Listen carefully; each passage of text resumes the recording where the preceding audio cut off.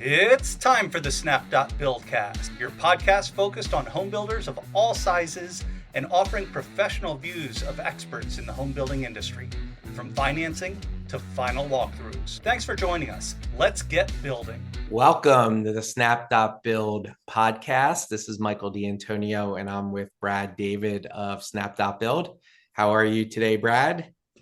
I'm doing great, Michael. How you doing? Awesome. And today's topic is a good one. We are going to talk about builders, the building construction industry, and its effect on the economy. Because as we think about the housing market, as we were talking earlier, the housing market is very curious, as you said to me offline, right? The rate increase trend, but there's places in the country where you can't touch housing because of inventory shortages. And then, of course, all the negative news about the recession and housing prices. So it's a tough thing to figure out where we are when it comes to how builders are affecting the economy, not only nationally, but at the local level. Yeah, it's like you said, it's a curious market for sure. Interesting time. And as you and I were talking about, I tend to always go back to I grew up in this industry. My family was in it, and I've been in it a long time. And I grew up around a dinner table where the topic of conversation was always, what are interest rates doing? Where's the market going? And if you're in this business long enough, you come to the realization that it is very cyclical, and by that, there are going to be times when the stars kind of align and the market's great. The rate environment is good for the purchaser. The rate environment is good for the builder borrower, so that he can go out, find projects, borrow money, build them, and make money and invest and do more projects. So those were always things that my dad was talking about at dinner. My uncles that were in the business, when we were having lunch, we were always talking about those things because we were spec builders, and so that's very market driven. And all those sort of macro factors we're talking about dictate what's going on.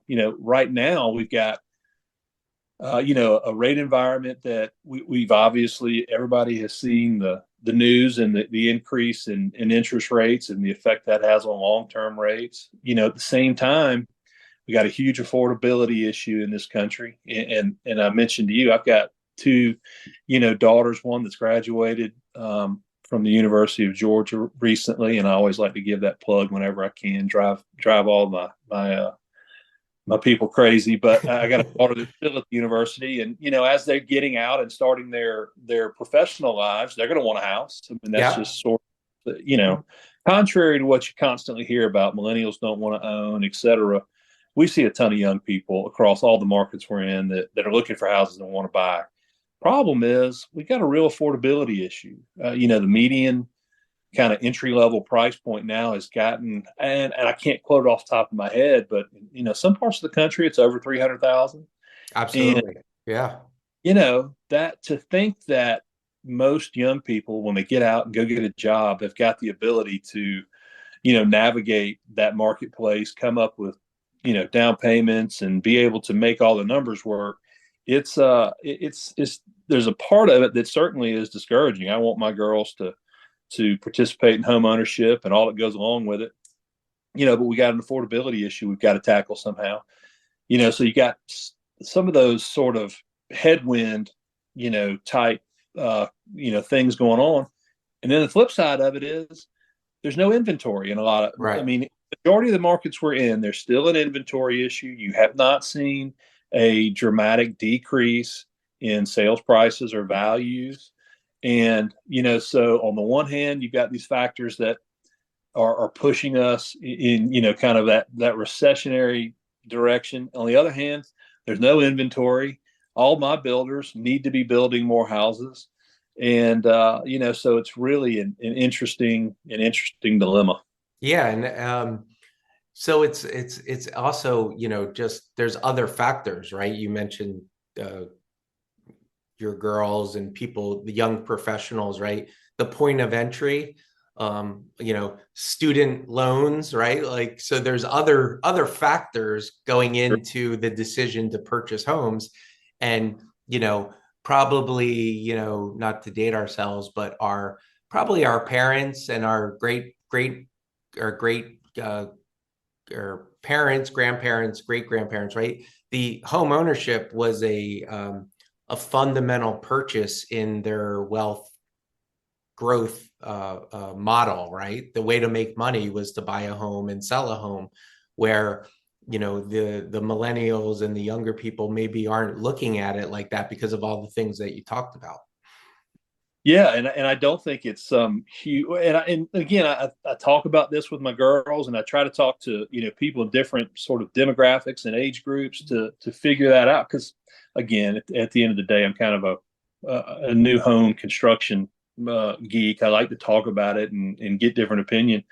I don't necessarily agree with the narrative that the millennials or the however we want to categorize that particular age group of people, they don't want to own a house. I think the opposite to a degree is true.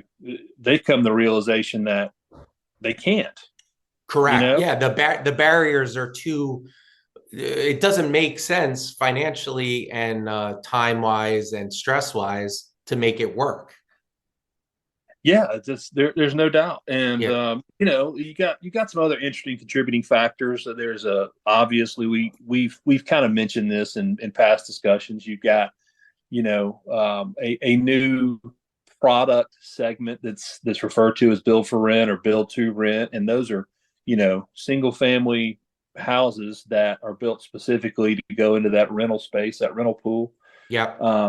You know, I mean, we can certainly go down a rabbit trail here because you talk about the more recent factors to it. You talk about COVID and the fact that more people are working from home, and what effect does that have on inventory levels, price points? There's just a lot of contributing factors. And the other thing is, if you watch the news enough, and I'm getting to the point where I'm not, yeah. once did, it's we've been talking about this looming recession for so long that at some point you wonder, okay, is it just not going to happen? Has it not happened? Are we in the middle of it? Right. Well, if they keep saying it, then it happens, and they can say that they told you so.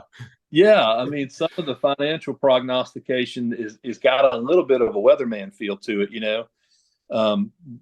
They're never really wrong, but and again, what we want to see happen is we just want things to settle, so that because builders, employers, guys they're trying to run all the businesses that are attached and associated with the building business, they watch the same news we do, and they're trying to make the same kind of strategic decisions on their businesses and where they go and how do they gear up with people, and that's just a whole other issue. Where do the people come from? We've got a huge employment gap and I can only speak to our industry, but in new home construction, the thing I hear on a consistent basis from vendors, and again, some of these terms people may not know, but a vendor is the guy that sells windows, doors, and trim material. To subcontractors, that's the person that installs all those things.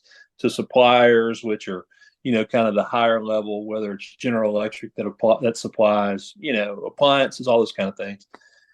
None of those people can find quality people that want to do that type of work.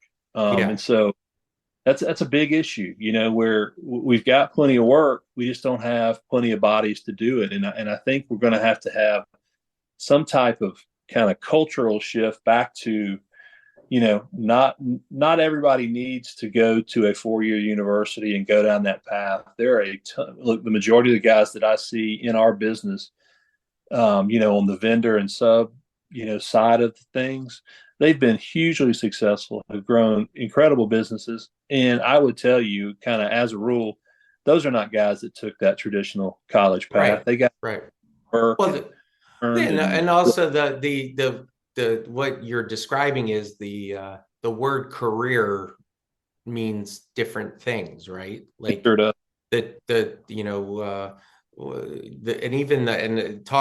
actually saw a segment around this where they talked about the cultural shift around vocational school, trade schools, right? These people have careers that are making very, very good money.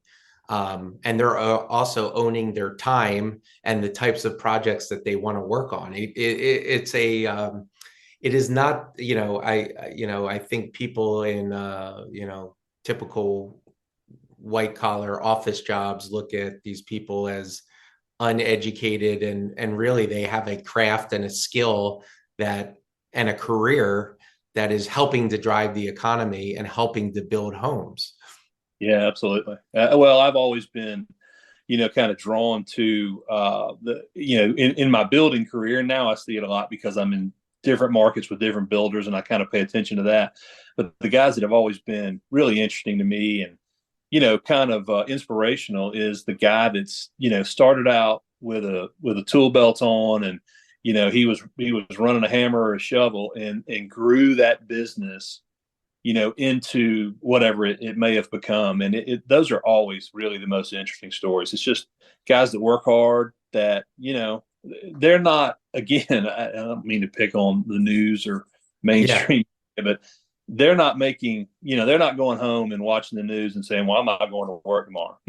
They go home and, their main focus is providing for their families and then getting up the next day and going and doing it again. And that's one of the things that I think is so interesting about the home building business. And one of the things I've always been drawn to is, I always felt like I had some hand in that when I was building houses.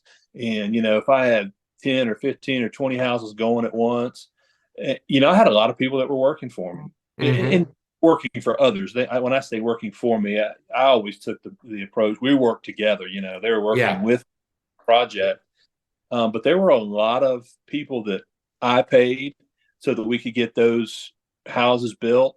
Their companies made money. They employed, it really has a ripple effect through the economy. And that's kind of what we were talking about. Our discussion today is, when the economy's good and the home building industry is vibrant and it is kind of really humming, the amount of people that are employed and benefiting from that, it's not just the builder, or it's not just the banker that's loaning the money, that's you got a business that benefits that way. It's all of the people that are associated in the industry, and that goes, it touches so many different industries, or different careers, whether it's the realtors, architects, engineers, municipal employees that are involved in that home building function. And so I just always, I can, like I said, as you can obviously tell, I can sort of get drawn down different paths talking about it. I just think it's always been,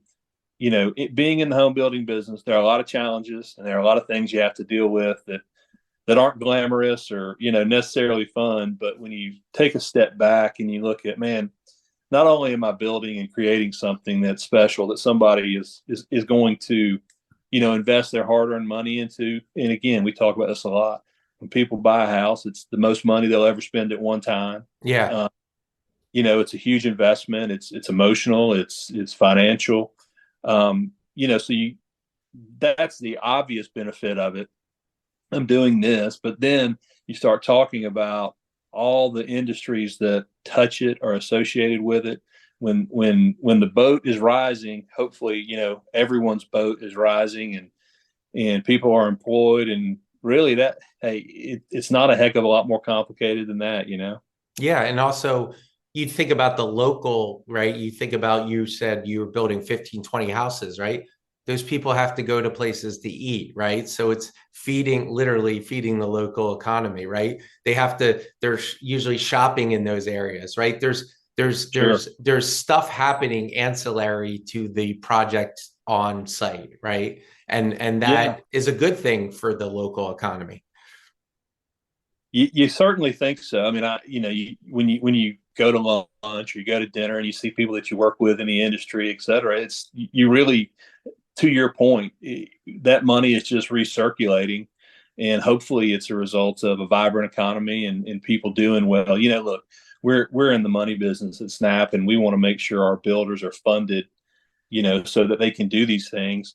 But if you have kind of time to detach yourself from it and take a little bit of a, sort of not a romantic view of it, but if you take some time and think, at the end of the day, there's a lot of people that are benefiting, from what we're doing, and I just think that's kind of an interesting sideline to talk about like this.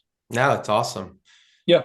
And Brad, thanks so much. This is great insight, and we will talk again soon. Yeah, I look forward to it, Michael. Talk to you soon.